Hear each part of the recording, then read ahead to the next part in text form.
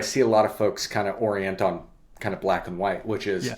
either use all these AI tools explicitly without question and just go Yeah. for it, Yeah. or don't use them at all and stay far away. Hey guys, what's up? Jeremy, the online ads guy here, founder of Digital Goliath Marketing. So I came off a call with Brett Gailey. So Brett is been in the game for 25 years in the cybersecurity game. Very knowledgeable, highly insightful, and things I wanted to really ask was about the current hacking landscape, I guess, and how it matters to smaller businesses, entrepreneurs, startups, the things that we should be paying attention to, the things that we are overly indexed in, just to dispel the myth that what can and can't happen. I think, look, it's a very short episode. It's only like 16 minutes, but he explained it really, really well. So yeah, give it a listen if you ever be interested in cybersecurity, LLMs, how AI accelerates everything and all that. Yeah, give it a listen, man.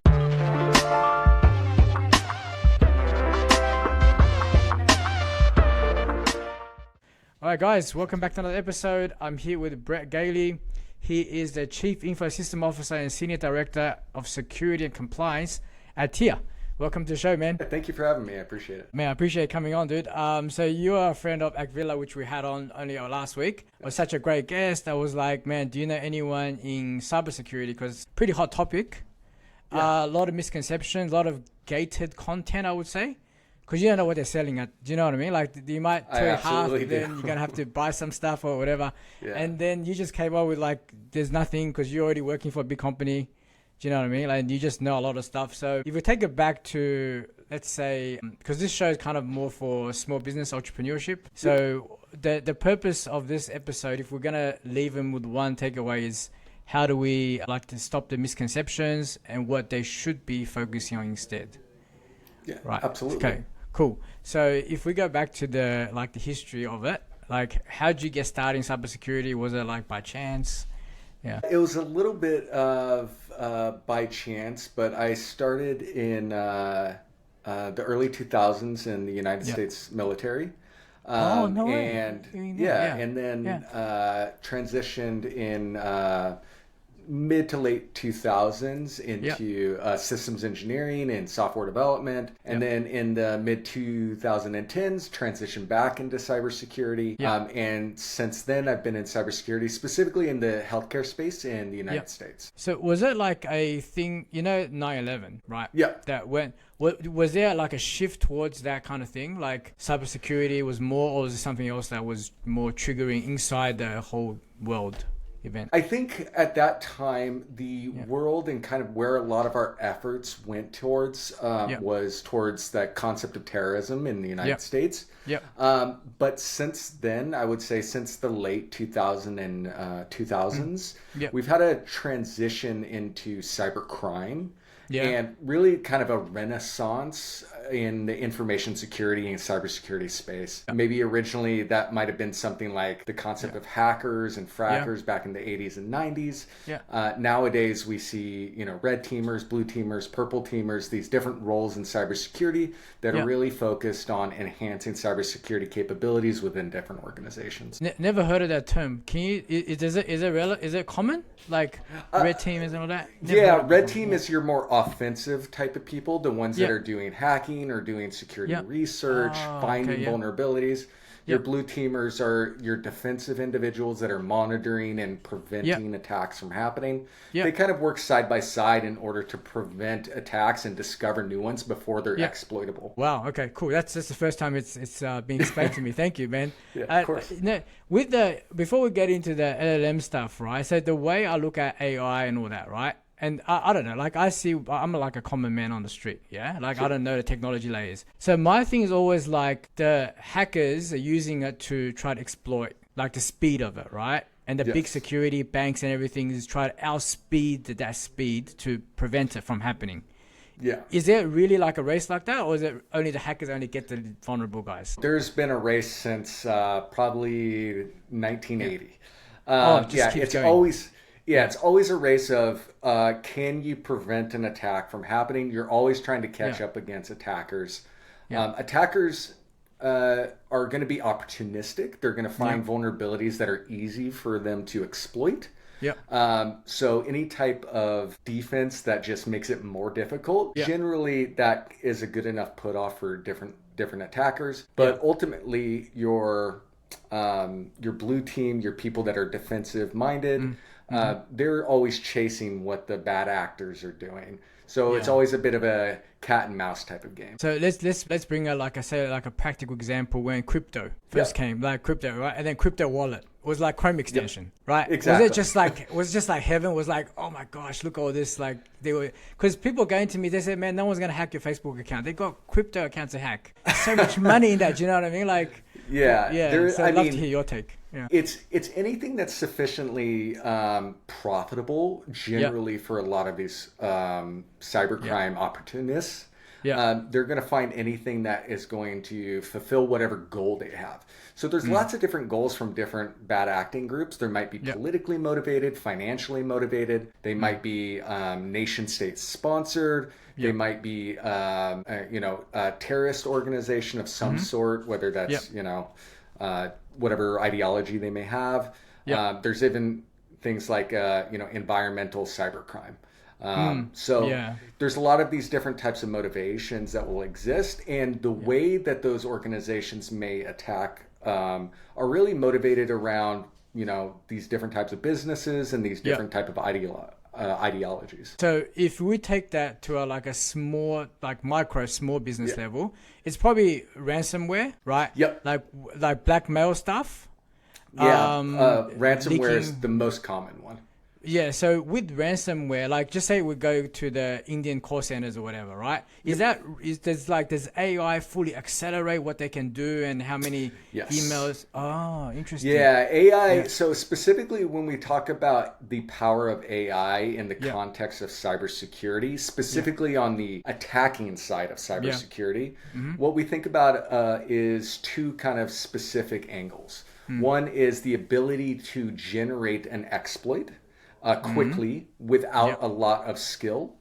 And then secondly is the ability to trigger agentic workflows to exploit those vulnerabilities and then potentially pivot to other exploits that might be available. So as soon as they're in, like boom, boom, boom, like the whole taken down. Exactly. Whereas before it was more manual, before you had someone like more technologically advanced to be at that level. Right now it's like it's done. Wow. What would traditionally be a very senior research person spending hours, days, weeks, months on a specific issue. I read just the other day that really advanced attack that then pivoted into other parts of an ecosystem was exploited within a matter of like 2.7 seconds. Can't stop it. That's it. It's done. Once it's in, it's in. Yeah. You can make it difficult. You can make it really difficult. So when you look at, so this is going to be a dumb question even if I ask it. So when someone like you, right, you look at laymen's like me and entrepreneurs and people just try to make it work, right? We just try to make it work. We just try the best. We can't really afford anything sophisticated. Just doing the best we can, learn the best we can. I mean, some of the things that might happen to us hack-wise, do you see it like fully preventable? You do just see it go, man, it's just done A and B and that's it. That wouldn't have happened, dude. Like, it's almost, it's actually pretty straightforward, to be honest. Like a lot of the hacking techniques that are used, those what we call attack vectors, they're the same ones that have existed for the last 30 years. Is your password compromised? And you can go check that for free on the internet. And two, is somebody impersonating the person that you're talking to. There's a couple different ways that kind of comes up, but phishing, smishing, things like that. Those are some of the most common techniques that people are that bad actors use because people are inherently trusting. They want to do well. They want to support other people, so they can be unfortunately manipulated or abused in that type of way. So when we say what are the primary ways we can defend ourselves in these small business settings, it's just being diligent. It's just verify, trust but verify. That's the most common theme I can tell folks to kind of orient around. Is you can trust the person that you're talking to, verify that the identity is who you suspect it is. Okay, cool. Got you. Because a lot of it has to be, like, again, in layman terms, a lot of it has to be the multi-device authentication, right? Like, you have to be a little bit social engineered to be giving them that code as well, right? Correct. Yeah. I mean, but, the concept of social engineering is violating someone's trust. And that's why I say trust but verify. Okay, got you. Cool, amazing. So in terms of the new tools that are coming out in terms of LLM and all that, I know when we done our pre-call, we kind of started there. We're saying that, look, there's people who thinks that, there are people who are worrying about stuff they shouldn't be worrying about. Yes. And the people who's not worrying about the stuff they should be worrying about. Do you want to like maybe expand on that a little bit? Because I know you got a view on that. Yeah, well, so in the AI space, I think we see a lot of folks that either lean in one direction or another direction. And it's kind of on two sides of a spectrum, where I see a lot of folks kind of orient on kind of black and white, which is either use all these AI tools explicitly without question and just go for it, or don't use them at all and stay far away. In reality, for a small business, you want to look at how your risk profile exists with the types of organizations that you're working with. So you want to make sure that the tools that you're using, whether it's like Claude or ChatGPT or Gemini or what have you, comply with your contractual obligations. And you also kind of want to really look at how you want to position yourself in terms of like data privacy and the types of information that you're sharing. The reason I flag that last one, data information sharing, things like that, is if you're using these free accounts that are provided by Claude or Gemini or what have you, you're sharing data with them to train on that data. And that can cause all kinds of downstream problems. And we as a society have not solved that copyright problem. We've not solved that training problem. It's a pretty large issue. So one thing I constantly tell folks to look and reflect on is, what are your contractual obligations? Are you allowed to use these tools in whatever way you want based on the types of organizations that you're working with? And also, in what capacity are you using those tools? Okay. So that's interesting because I remember talking about that. And one of the things we touched on was insurance. Yes. And the way you made it sound, like the scenarios I was throwing at you, and the way you made it sound was very cut and dry. You said, make sure you have indemnity insurance that covers what you have, but then do the best you can to secure your own system, right? Absolutely. And then the game goes on. Like, there's nothing more to think about in that aspect. Cybersecurity insurance is pretty straightforward. It allows for a lot of different bad events to happen because sometimes a sufficiently motivated attacker is just going to compromise you. It's not something you can specifically avoid, at least not with general resources that most people have. But allowing those type of contracts that you have with your partners and things like that, generally you want to carry cybersecurity insurance. That way, if there's an indemnification clause within that contract, you get a lot of protection and you're not financially obligated to spend money out of your own corporate pocket. I got you. That's really good. So with the moving on to say things like vibe coding, right? Again, is that like a heaven just for hackers? Because I know that once Zapier, you can give it certain permissions, you can do a lot of things. Does that mean that once, I don't know, but does that really mean that once they get into one thing, just say they hacked your Zapier and they're fully inside it, right? It gets a little more complicated than that, I would say. So maybe Zapier has a lot of, like your Zapier whatever your workflow you built in Zapier has a lot of permissions and you have a lot of OAuth things. You do have, if that account is compromised, they do have a lot of access to resources and tools and things like that. I don't think vibe coding in of itself is necessarily a problem, or these automation tools are necessarily the problem. But I do think there's something to say about the how permissive we give these tools, or how much permission we give these tools without really understanding the context of the information we're actually sharing. It's so easy to do an OAuth, or what we call like an OAuth exchange, which is like you clicking in and logging in with Gmail as an example.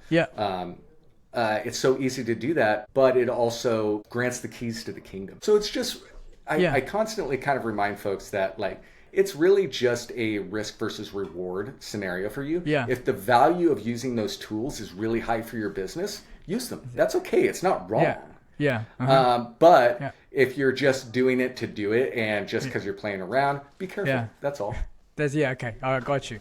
Amazing. So no, that's great. So what would be like your advice or something that we haven't covered today that you feel like smaller businesses should know, entrepreneurs, startups? Yeah. Absolutely. I think it's really important and it can be a little difficult to think about, but I think it's really important to understand your risk profile as an organization. Who are the most likely people to attack you? Yeah. Why are they the most likely people to attack you? Yeah. And what are the tools and processes that you put into place, whether they be big or small, that help prevent those type of attacks from happening? Yeah. As simple as something as, a script kiddie wants to put a ransomware on my device so I can pay them a Bitcoin. That it might be just that simple. Yeah. And if you have a process that says, well, the most likely way that's going to happen is somebody's going to send me a bad email, so I'm just always going to double check the sender. That is more than enough for most small businesses to say, I have a process that's going to prevent most of these types of attacks from happening. Okay. There's never anything that we can do to prevent all attacks, especially some of the more sufficiently motivated attackers, the nation states, the really well-funded orgs. But you can get 99% of the way. Yeah, they're not coming for us, I don't think. But like, what would be like a high profile? Because I was talking about risk profile, right? Yeah. Like, what would be like a higher risk? What would be like a lower risk profile? Could you give an example? A high risk profile might be an organization in America, like the example that I work at. We are a women's healthcare, which has some political motivations around that.